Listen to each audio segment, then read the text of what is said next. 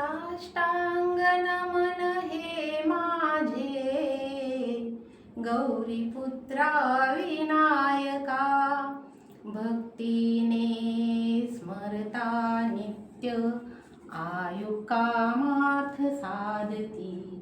प्रथम नाम वक्रतुंड, दुसरे एकदंत ते, तिसरे कृष्ण पिंगाक्ष, चौथे गजवक्र ते, पाचवे श्री लंबोदर, सहावे विकट नावते, सातवे विघ्न राजेंद्र, आठवे धूम्रवर्ण ते, नववे श्री भालचंद्र, दहावे श्री विनायक, अकरावे गणपती, बारावे श्री गजानन, देवनावे अशी बारा, तीन संध्या मने नर, विघ्न भीती नसे त्याला, प्रभू तू सर्व सिद्धी दे.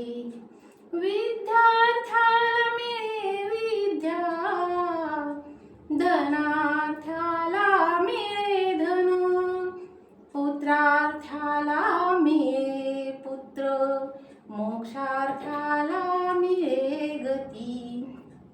जपता गणपती स्तोत्र, सहा मासात हे फळ, एक वर्ष पूर्ण होता मिळे सिद्धी न संशय.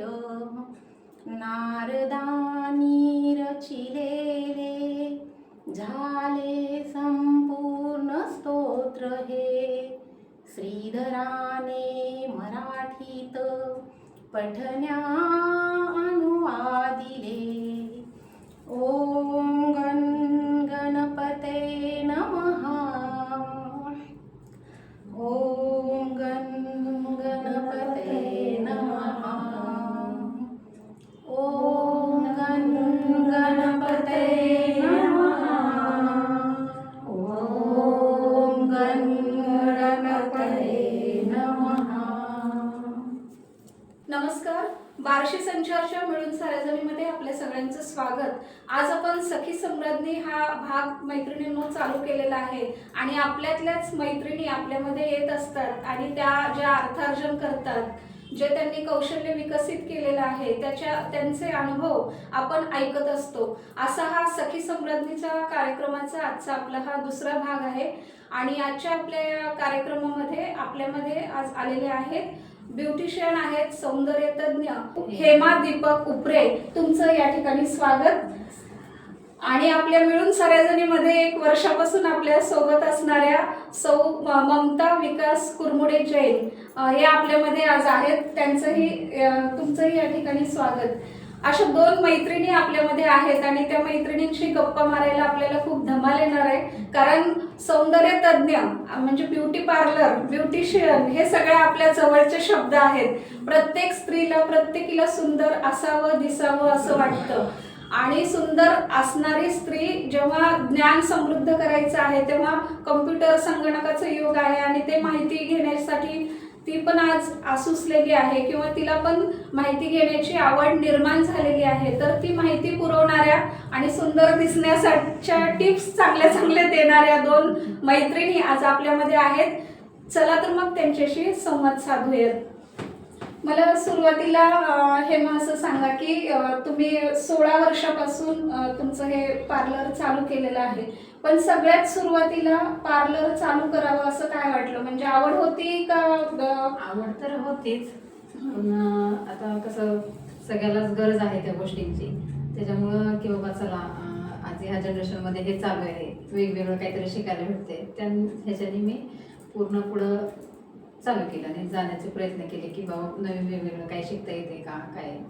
ते ह्याच्याने स्टार्टअप माझं चालू झालं, ते छान प्रकारे झालं चालू माझं. म्हणजे वेळ असा चांगला सदुपयोग करण्यासाठी शिकावं असं वाटत गेलं. म्हणजे वेळ पण भरपूर असायचा, मुली छोट्या असल्यामुळे वेळ असायचा का ह्याच्याने मग चला म्हणजे आपलं काहीतरी वेगळं शिकायला भेटते त्या ह्याच्यात म्हणजे छान आणि आवड निर्माण होत गेली. आवड निर्माण होत गेली.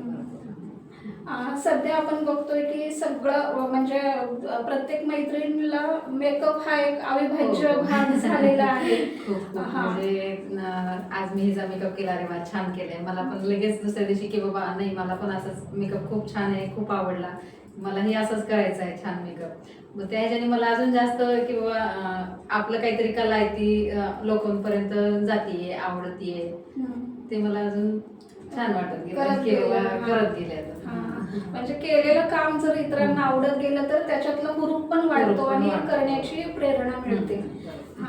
ममताताईंनी पण 1996 साली स्मार्ट अकॅडमीच्या माध्यमातून कम्प्युटर कोर्स चालवलेला आहे आणि दोघा दाम्पत्यांनी भरपूर विद्यार्थी घडवलेले आहेत.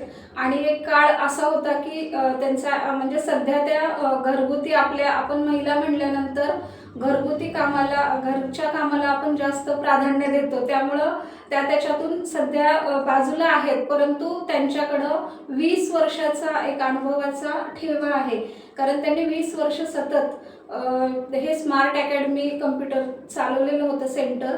तर त्याबद्दल तुम्ही काय सांगाल म्हणजे त्यावेळेला तुम्ही महिला होतात आणि आत्ता खूप काळ वाढलेला आहे संगणकाचा पण तेव्हा लोकांचा ओढा काय होता शिकण्याकडं गर्दी असायची का तयार करावं लागायचे विद्यार्थी काय अनुभव? कसं आहे आत्तापर्यंत सगळं आपलं शिक्षण जे आहे जनरल आपण 10वी झाल्यानंतर की आर्ट्स कॉमर्स सायन्स असं आपलं ठरलेलं असायचं साचा आणि वेगळं काय फील्ड तर इंजिनिअरिंग किंवा मेडिकल तर मेडिकल किंवा इंजिनिअरिंगला जनरली जाऊ शकत नाहीत.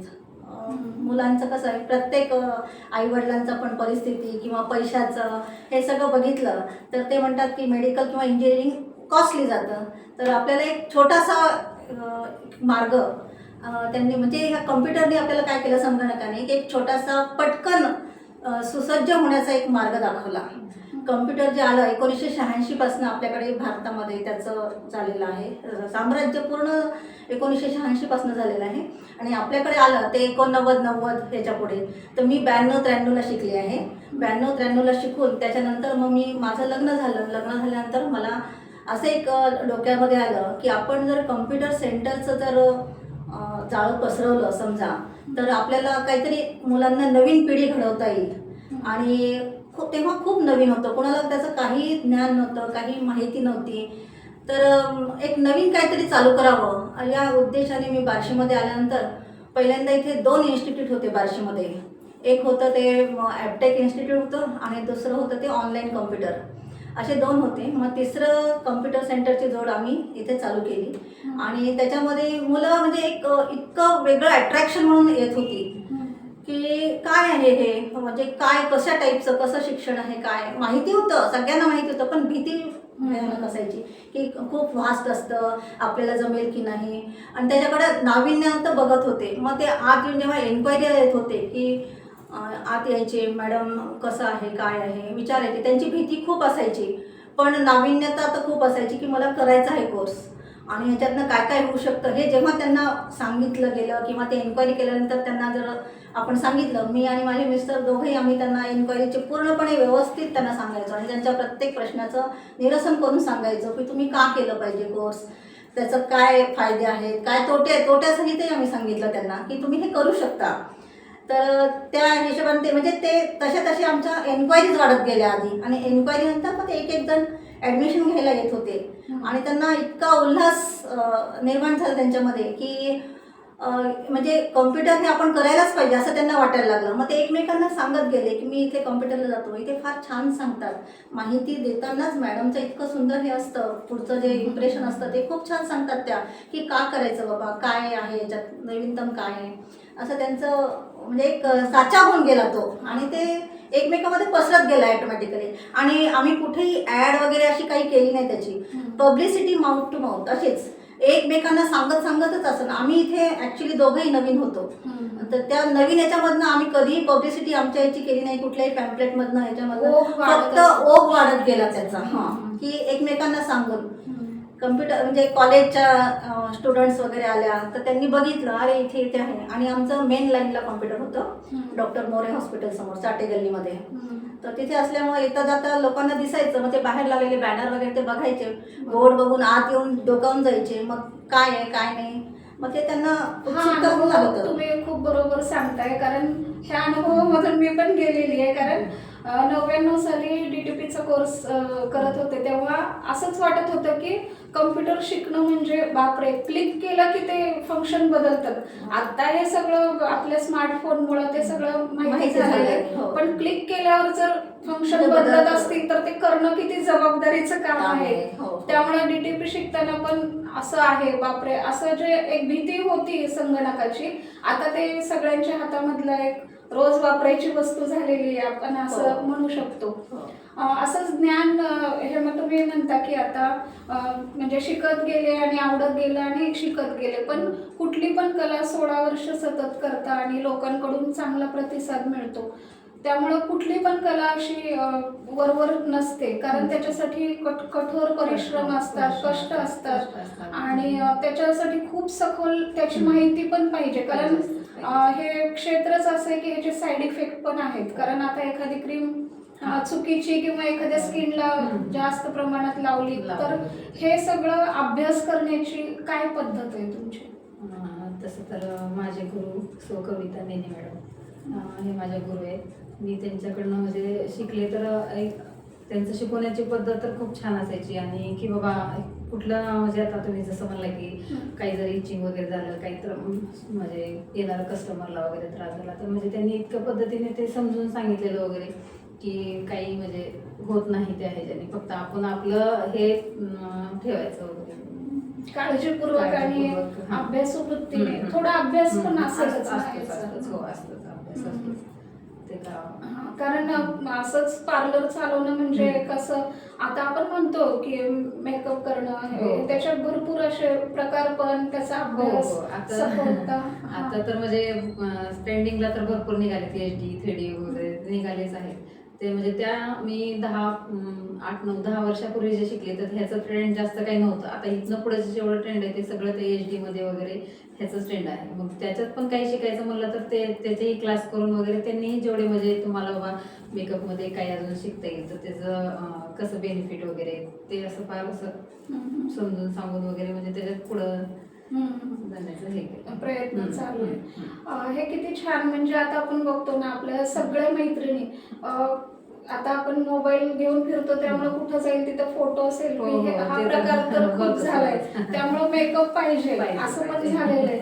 पण आपल्या मैत्रिणींकडे बघितली ना, खरंच आहे कधी कधी अशी खंत वाटते की फक्त वरून लावणं म्हणजे मेकअप नाही, आहार पण तेवढाच महत्वाचा. त्या बाबतीत काय सांगशील? तसं तर म्हणजे आहार तर आपण व्यवस्थित आता लेडीजला म्हणलं तर आपण म्हणजे आरोग्यदायी गोष्टींचं सेवन करायलाच पाहिजे. कडधान्य फळं वगैरे हे म्हणजे ते सुद्धा घेणं गरजेचं आहे. म्हणजे एक रोज एक ॲपल वगैरे खाणं ते सुद्धा खूप गरजेचं आहे. म्हणजे आपल्या शरीरातलं हिमोग्लोबिन वगैरे वाढवणं. मी वरून जरी किती काही लावलं तर ते आतनं तरी पाहिजेच त्या गोष्टी. पालेभाज्या झालं, फळं झाली, ह्या गोष्टी पाहिजे. दूध हे सेवन पाहिजे त्याच्यामध्ये. म्हणजे प्रत्येक मैत्रिणीने कॅल्शियम, हिमोग्लोबिन याचा जो आकडा आहे त्याच्याकडे लक्ष द्यायला पाहिजे. चेकअप पण केलंच पाहिजे. फक्त वरून सौंदर्य असलं तर नाही. हे एका तज्ञाकडून जर असं पोचलं ना तर ते खूप प्रभावी ठरतं. कारण सगळ्यांना आतून कळत असतं प्रत्येक गृहिणी दक्ष आहे, सक्षम आहे आणि ती घरात सगळ्यांची काळजी घेते, पण नेहमी तिचं स्वतःकडे दुर्लक्ष होतं. तर त्या बाबतीत एक असं डेली रुटीन असतं ना, म्हणजे काय काळजी घ्यावी, म्हणजे तिने उठल्यापासून झोपेपर्यंत नाही का 8 दिवसातून किंवा महिनाभरातून काहीतरी असं घरगुती एक तिने लक्ष द्यायला पाहिजे, असं काही छोटी टिप्स काय सांगू शकशील? सकाळी उठले की आपलं स्वतःचं एकतर आरोग्य, एकतर व्यायाम. हा व्यायाम खूप महत्वाचा आहे शरीरासाठी. एकतर 30-40च्या पुढे आपल्या शरीरासाठी ते पाहिजेच, महत्वाचं आहे.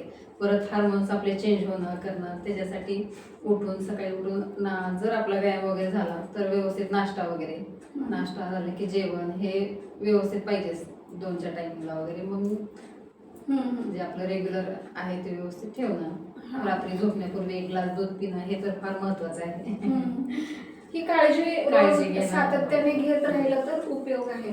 आणि असं पण होतं ना का आपल्या महिलांमध्ये कधी कधी मूड रिंग्स खूप बदलतात. म्हणजे काही गोष्टींचं खूप प्रेशर आलं की चिडचिड हा. होणं उगाचच असं. त्या बाबतीत म्हणजे संतुलन, मानसिक संतुलन पण राखणं महत्वाचं आहे. एक तर म्हणजे मन शांत ठेवून प्राणायाम वगैरे करणे, शांत त्याने ध्यान करणे, हे म्हणजे जेवढं ध्यान करेल तेवढं म्हणजे आपल्या शरीरासाठी चांगलं. आणि जे काही दिवसभराची दगदग होती, चिडचिड होती, त्यांनी म्हणजे पूर्ण आपण रिलॅक्स होऊन जातो. ते करणं फार महत्त्वाचं आहे. बरोबर आहे. आणि असं जेव्हा एखादी स्त्री म्हणजे सौंदर्य संपन्न असेल तेव्हा आपण ज्ञानार्जनाकडे जाऊया.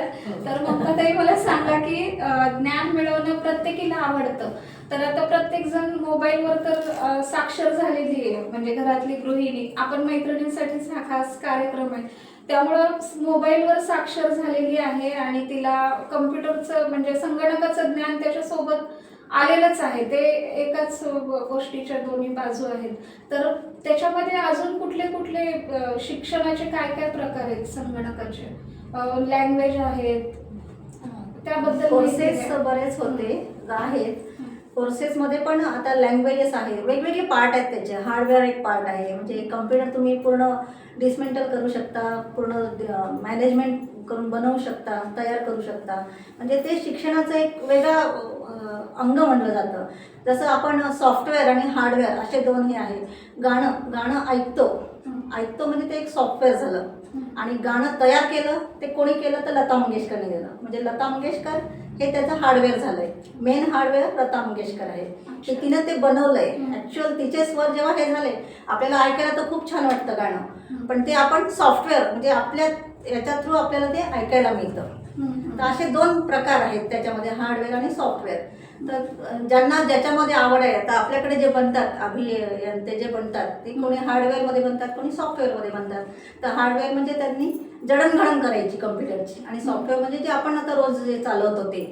तर जसं आपण गृहिणी काही हार्डवेअर जास्त बनत नाहीत, पण गृहिणी आपल्या याच्यामध्ये आपण बनवतो, पण कम्प्युटरमध्ये आपण सॉफ्टवेअरचंच काम करतो. जसं आपण घरी मोबाईल वापरतो तसंच कम्प्युटरमध्ये वेगवेगळे प्रोग्राम्स आहेत. ते छोटे छोटे प्रोग्राम्स आहेत, छोटे छोटे म्हणजे सॉफ्टवेअर्स असतात. वर्ड स्टार आहे, वर्ड प्रो आहे, लोटस आहे, म्हणजे स्प्रेडशीट्स वगैरे तयार करायच्या. म्हणजे वेगवेगळ्या माध्यमासाठी वेगवेगळं आहे. तसं शाळेसाठी स्प्रेडशीट्स असतात, म्हणजे आपले तयार शीट्स करावं लागतात, म्हणजे रिझल्ट्स लावणे वगैरे. किंवा प्रत्येक संस्थाचे, बँकेचे असे वेगवेगळे प्रोग्राम्स असतात. त्या वेगवेगळ्या प्रोग्रामसाठी वेगवेगळे सॉफ्टवेअर्स असतात. मग ते आपण त्याच्यावरती शिकू शकतो. मग ते शिकण्यासाठी आपण त्याच्यावरती ऑलरेडी लोडेड पाहिजे. ते आपल्या कम्प्युटरमध्ये ते लोडेड असेल तर आपण चांगलं शिकू शकतो. मग आपण घरी जर हे शिकायचं म्हणलं तर त्यातले जे काही कमांड्स आहेत ते आपल्याला माहिती पाहिजेत सगळ्या. पण ॲक्च्युअल शिकायचं असेल तर तुम्हाला पर्टिक्युलर त्या इन्स्टिट्यूटमध्ये जाऊन शिकलं तर ते योग्य शिकलं जाईल. आणि घरी एवढं तुम्हाला त्यातले बारकावे माहिती नसणार आहेत. म्हणजे आपण शिकू शकतो. स्त्रिया ह्या म्हणजे शिकू शकतात आणि शिकतायत रोज. आणि स्त्रियांच्या बाबतीत असंही होतं ना की म्हणजे त्यांच्या तरुणपणी भरपूर स्वप्न असतात, म्हणजे शिकण्याची उर्मी असते, एक उत्साह असतो, आणि काही काळाने ते खंडित झालेलं असतं. तर त्या पुढं मग शिक्षण म्हणजे त्यांना समजा आता BSc झालेलं आहे आणि लग्न झालं, मग खूप गॅप झाला आणि ती शिकू शकत नसेल, तर मग पुढं शिकत असेल तर तिला संधी होऊ शकते. अगदी खूप छान संधी आहे. कम्प्युटर हे संगणक म्हणजे तुम्ही प्रत्येक कुठलंच क्षेत्र असं नाही की ज्याच्यामध्ये संगणकाचा वापर होत नाही. आज छोट्या मुलांच्या म्हणजे एकदम शिशुवर्गापासून तर अगदी शेवटच्या याच्यापर्यंत, मी तर म्हणते शेवटचे म्हणजे काय 90 वर्षाच्या वयापर्यंत कम्प्युटर शिकण्याचं जिद्द आहे लोकांमध्ये. आणि अगदी म्हातारे जे असतात ते पण म्हणतात की मला शिकव ना बाबा, क्लिक कसं करायचं, मला बघायचं आहे, मला फोटो बघायचे, मला हे बघायचं आहे, मला व्हिडिओ बघायचा आहे, मला कसं बघायचं ते मला दाखव. आणि त्यांची पण शिकण्याची जिद्द असते अशी. त्यामुळं ते शिकू शकतातच. म्हणजे अर्ध्यावर जरी स्वप्न राहिले तरी ते पूर्ण होतात. कम्प्युटर घेऊ शकतात आणि कम्प्युटर माध्यमातून ते पूर्ण होऊ शकतातच. काय म्हणतात? तारुण्यावर जे स्वप्न आहेत आपले, त्याच्यावर एक सुंदर कविता आहे की ज्यांचे स्वप्न अर्धे राहिले तारुण्याच्या उंबरठ्यावर. ऐकवायची का कविता? हो, ऐकायची का? हो, ऐकवा. तारुण्याच्या उंबरठ्यावर स्वप्न असतात उरी, कर्तव्य बजावायची तीच वेळ असते खरी. तारुण्याच्या उंबरठ्यावर स्वप्न असतात उरी, कर्तव्य बजावायची तीच वेळ असते खरी. डोळ्यासमोर तरळतो गतकाळाचा शिलालेख, डोळ्यासमोर तरळतो गतकाळाचा शिलालेख. छिन्न विछिन्न झालेल्या स्वप्न पाकळ्या कोमेजतात एक एक. भ्रमररूपी भिरभिरतात भोवती कर्तव्य स्वप्नांची पाखरे, भ्रमररूपी भिरभिरतात भोवती कर्तव्य स्वप्नांची पाखरे. एक पकडावे तर एक करतळावरून घसरे. जीवनाच्या संध्याकाळी कोडे सुटते आयुष्याचे, जीवनाच्या संध्याकाळी कोडे सुटते आयुष्याचे. स्वप्नांना मागे सोडून व्रत घेतले कर्तव्याचे. वहीची पाने उडावीत तशी स्वप्ने फडफडतात पुन्हा उरी, वहीची पाने उडावीत तशी स्वप्ने फडफडतात पुन्हा उरी. उडणारी स्वप्ने कवेत घेण्याची हिम्मत करावी थोडी, हिम्मत करावी थोडी. धन्यवाद. खूप छान कविता ऐकवली त्यांनी.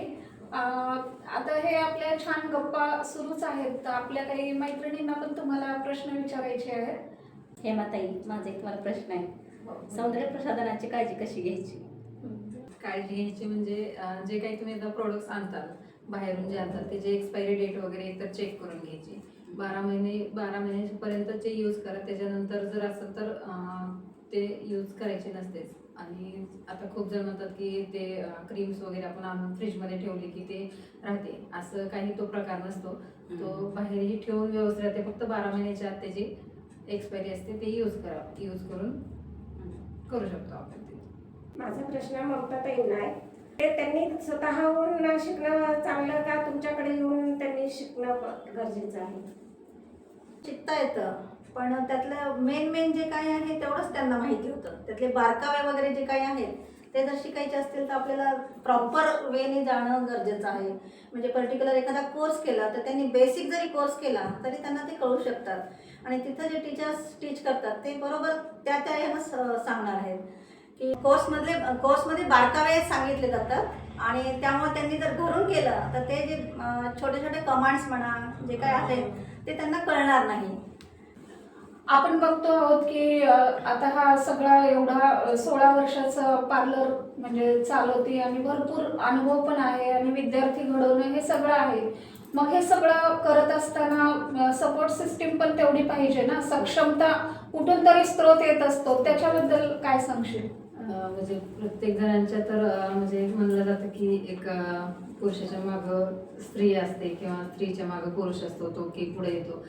तर माझ्या मागे माझ्या मोठ्या जाऊबाई, म्हणजे एकदम मैत्रिणीसारखं जाऊबाई, मैत्रिणीसारखं बहिणीसारखं म्हणते जाईल तिला. म्हणजे तिने फार मला सपोर्ट केला की बाबा मला तू काही करायला भेटलं नाहीये तर तू काहीतरी कर, ह्याच्यातनं पुढे जा की तुझ्या ह्याच्यासाठी करिअरसाठी चांगलं आहे. आणि किती छान. हो, त्यांनी फार म्हणजे फार सपोर्ट केला मला.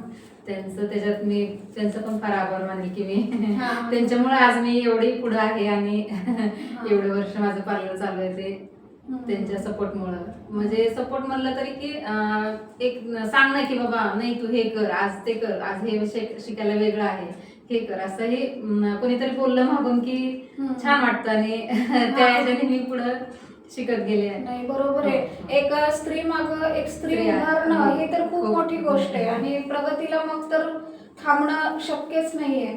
तर आपण असंच म्हणजे खूप चांगल्या रीतीने सांगितलं. पुरुष तर असतात, माझे मिस्टर तर आहेतच, ते पण माझ्या सपोर्टला असतातच, नाही असं नाही. पण सपोर्ट म्हणजे माझा आधी त्यांच्याकडनं आला की बाबा कर तू काहीतरी. की म्हणजे अशी व्यक्ती एक घरातनं चला मला आज मला काही करायला तर भेटलं नाही, मी एवढं शिक्षण झालेलं आहे, केलेलं आहे. खूप छान रीतीनं दोघी बोलतायत. आणि आता शेवटच्या आपण मुलाखतीच्या शेवटाला आलेलो आहोत. जाता जाता असं आपण म्हणूयात की आता सौंदर्य तज्ज्ञ तुम्ही आहात आणि गेल्या 16 वर्षापासून सोनी ब्युटी पार्लरच्या माध्यमातून तुम्ही जे आपलं कार्य चालू ठेवलेलं आहे त्यामध्ये तुम्हीच करता की मुली शिकायला शिकवता, विद्यार्थिनींना पण शिकवता? काय स्वरूप काय, म्हणजे पार्लरचं स्वरूप काय? मी मुलींना म्हणजे स्टुडंट आहेत मला, मी शिकवते की मी जे काही शिकले ते माझ्या स्टुडंट मुलींनाही द्यावं. त्याचं म्हणजे ज्ञान त्यांना माहिती व्हावं माहिती असं व्हावी सगळं वगैरे. उद्देश हा, आहे. उद्देशाने मी घेते क्लासेस वगैरे घेते. स्टुडंट वगैरे आपल्या हाताखालून जातात. तर म्हणजे असंच की आता जसं प्रश्न विचारला की प्रत्येक जण स्वतःहून शिकणे कुठली पण कला हा, गुरुकडनं घेता येईल तेवढं ते म्हणजे डीपली नॉलेज वगैरे ते गुरुकडनंच शिकलं जातं ते. तर म्हणजे आपण आपल्या भारतीय संस्कृतीने जे सांगितलेलं आहे गुरु आणि शिष्य ही परंपरा चालूच आहे. ती किती त्याला महत्व आहे ते आपल्याला लक्षात येतं. कारण किती पण अवघड ज्ञान कुठेही सांगितलं तरी ते सोनार आणि कान टोचावेत. तसं कुठली पण कला जर कोणाला शिकायची असेल तर ती स्वतः आमचा हाच उद्देश आहे आपल्या मैत्रिणींना की आता कसं झालंय की सगळ्या गोष्टींचं ज्ञान खूप फोफावलेलं आहे आणि अवेलेबल झालेलं आहे, उपलब्ध आहे सगळीकडेच. सगळ्याच गोष्टी माहिती होतात. त्यामुळं कुठली पण कला शिकायची तर खूप मैत्रिणी मी असं बघितले की स्वतःहून शिकतात आणि येतं त्यांना, नाही येत असं नाहीये. पण मग ते जे प्रॉपर टच असतं, जे परफेक्ट टच तो त्यांच्यामध्ये मिळत नाही.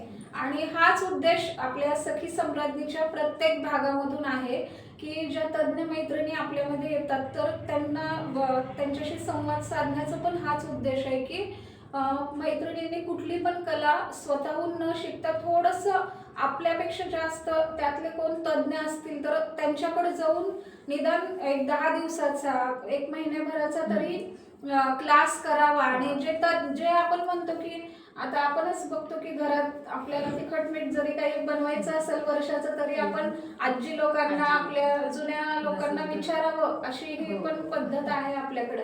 कारण ह्याचं तेच आहे की ते तज्ज्ञ असतात, त्यांनी अनुभवलेलं असतं, त्यांना त्यातले प्लस मायनस गोष्टी पण माहिती असतात. त्यामुळं आपला हाच उद्देश आहे की खूप मैत्रिणी आता सगळ्यांनाच अनुभव आहे की स्वतःहून शिकतात आणि करतात, खूप व्यवसाय करतात, खूप धडपडतात आणि त्यांना कुठंतरी असं वाटतं की अरे मी एवढं सगळं करते पण मला आउटपुट मिळत नाही, मी एवढी मेहनत करते पण मला पाहिजे तसा मोबदला मिळत नाही. का तर तुम्ही करता ती गोष्ट समोरच्याला तेवढी मिळत नाही प्रॉपरली. म्हणजे छोटी गोष्ट भगिनी जी करतायत आता म्हणजे बरेच आता लेडीज मध्ये खूप काही म्हणजे शिवण क्लास आलं, काही आलं, सगळे क्लासेस करणं खूप महत्वाचं आहे आताच्या पिढीला. तर म्हणजे जेवढं लेडीज पुढे येईल तेवढं चांगलंच आहे. पण ते पण ज्या ह्याच्याकडनं घेता येईल, व्यवसाय जिथले तिथे घेता येईल तो घ्यावा त्यांनी. बरोबर आहे. कारण एक छोटस अजून एक उदाहरण वाटतं की आपण साधं साड्या फॉल पिकोला देतो तर मला पण असं अनुभव आला, फॉल पिकोला देतो पण आपल्याला वाटतं की ही आहे हिला द्यावी. पण तुम्ही साडी जर फॉल पिकोला दिली तर ती तुम्ही आम्हाला परत कशी देता हे पण महत्वाचं आहे ना. तेवढीच प्लेन घडी घालून काठावर काठ वगैरे असं अनुभव. म्हणजे असं मला पण झालं की दिली मला साडी अशी वेगळी घडी घालून, ती नवीन साडी फॉल पिकोवरून आल्यावरच चुरगाळली होती. मग हे आपल्याला परफेक्शन दिसत नाही. तर हे का तर कामामध्ये कुठेतरी व्यवस्थित हे पुन्हा पाहिजे त्याचा ते कामाचं दिसून येतो की जे म्हणजे असं बाहेरून केलेलं आणि एखाद्या ह्याच्याकडनं शिकून प्रोफेशनल आणि बेसिक त्याच्यात ते दिसून येतं की ते कसं केलेलं आणि कसं नाही. म्हणजे हा फरक असतो. तुम्हाला काय वाटतं या बाबतीत, तुम्ही काय बोलू शकता? म्हणजे परफेक्शन किती महत्वाचं आहे? परफेक्शन तर खूप महत्वाचंच आहे. प्रत्येक गोष्टीत परफेक्शन महत्वाचंच आहे. कुठलाही व्यवसाय करायचं म्हटलं तर त्यातलं नाविन्यता आणि त्यातलं जे उपलब्धी आहे त्याच्यामध्ये एक सकसता आणि त्यातलं एक जपलं पाहिजे सगळं जे काही चांगलं आहे ते. बरोबर आहे ना? असंच तर हेच मैत्रिणींनी जपावं आणि याच उद्देशाने आपण असा संवादाचा एक भाग सादर करत असतो. तर आजच्या आपल्या या कार्यक्रमाच्या शेवटी आपल्या मिळून साऱ्या जणीमधल्याच तृप्ती गदगे आहेत, ज्या मागच्या वेळेला त्यांची मुलाखत घेतली होती. मोत्याचे छान दागिने बनवतात आणि गजरे बनवतात न सुकणारे, ज्याचा पुनर्वापर आपण करू शकतो. असे गजरे त्यांनी तुमच्यासाठी भेट म्हणून दिलेले आहेत.